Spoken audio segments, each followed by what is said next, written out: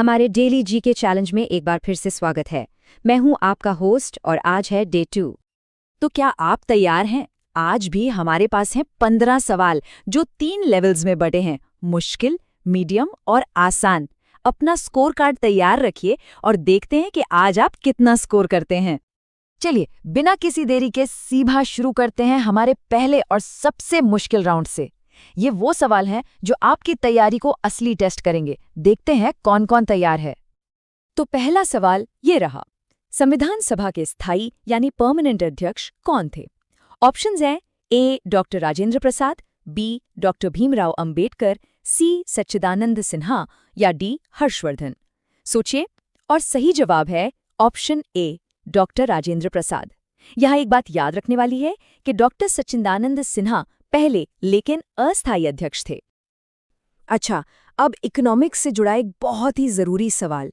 भारत में जीएसटी मतलब goods and services tax कब लागू किया गया था?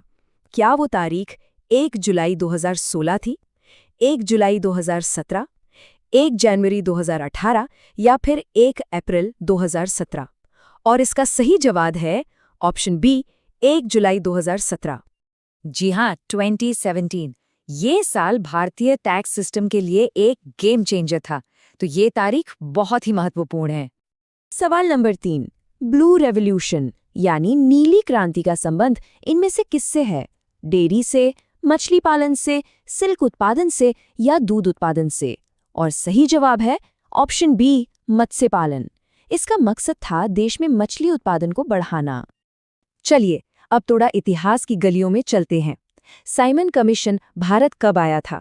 आपके ऑप्शंस हैं 1917, 1947, 1928 या 1930।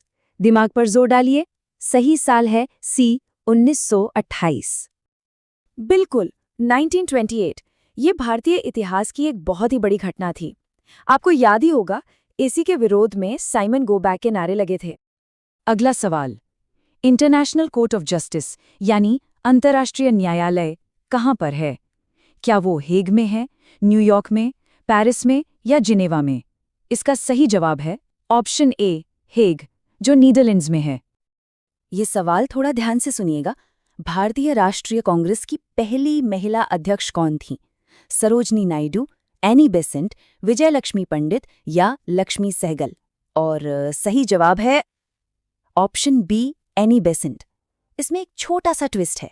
अगर सवाल होता पहली भारतीय महिला अध्यक्ष, तब जवाब सरोजनी नायडू होता।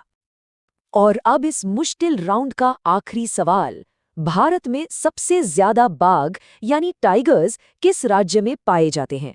कर्नाटक, मध्य प्रदेश, महाराष्ट्र या उत्तराखंड?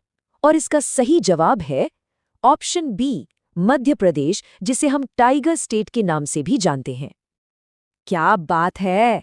अगर आपने पहला राउंड पार कर लिया है तो आपकी तैयारी वाकई में कमाल की है। अब हम आ गए हैं दूसरे राउंड में। यहाँ सवाल थोड़े कम मुश्किल होंगे, तो चलिए शुरू करते हैं। विज्ञान से एक सवाल, जो ओजोन परत हमें सूरज की खतरनाक किरणों से बचाती है, वो असल में किस गैस से बनी है? O2, O3, CO2 या NO2? और इसका सही जवाब है BO3। जी हाँ, जिसे हम ओजोन गैस कहते हैं। क्या आप जानते हैं कि 2025 तक भारत में कुल कितने उच्च न्यायालय यानी हाई कोर्ट्स हैं? ऑप्शंस हैं 25, 26, 27 या 28। सही संख्या है सी 27। और एक एक्स्ट्रा जानकारी, जो सबसे नया हाई कोर्ट है वो आंध्र प्रदेश का है। ये 2019 में बना था। चलिए, अब थोड़ा अंतरिक्ष की सैर करते हैं। लाल ग्रह या रेड प्लैनेट के नाम से किस ग्रह को जाना जाता है? पृथ्वी, मंगल, शुक्र या बृहस्पति?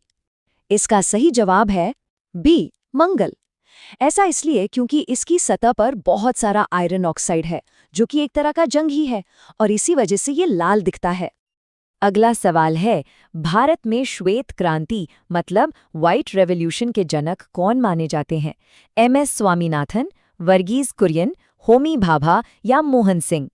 इसका श्रेय जाता है ऑप्शन बी वर्गीज कुरियन को। इन्हें मिल्कमैन ऑफ इंडिया भी कहा जाता है और अमूल की सफलता के पीछे यही थे। और इस राउंड का आखिरी सवाल, भारत की शान semi high speed train Vande Bharat express सबसे पहले किस रूट पर चली थी?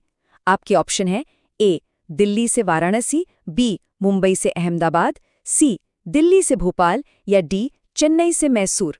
और सही जवाब है ए दिल्ली से वाराणसी। बहुत बढ़िया, हम आ चुके हैं हमारे आखिरी और सबसे आसान राउंड में। इसे एक तरह का विक्ट्री लैब समझिए। ये अपने स्कोर को बढ़ाने का एक शानदार मौका है। तो चलिए एक बिल्कुल आसान सवाल से शुरू करते हैं। भारत का राष्ट्रीय पशु कौन सा है? शेर, बाघ, हाथी या बारहसिंगा? इसका जवाब तो सबको पता होना चाहिए। सही जवाब है बी बाघ।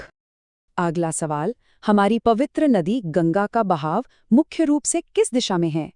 पश्चिम से पूर्व, उत्तर से दक्षिण, पूर्व से पश्चिम या दक्षिण से उत्तर?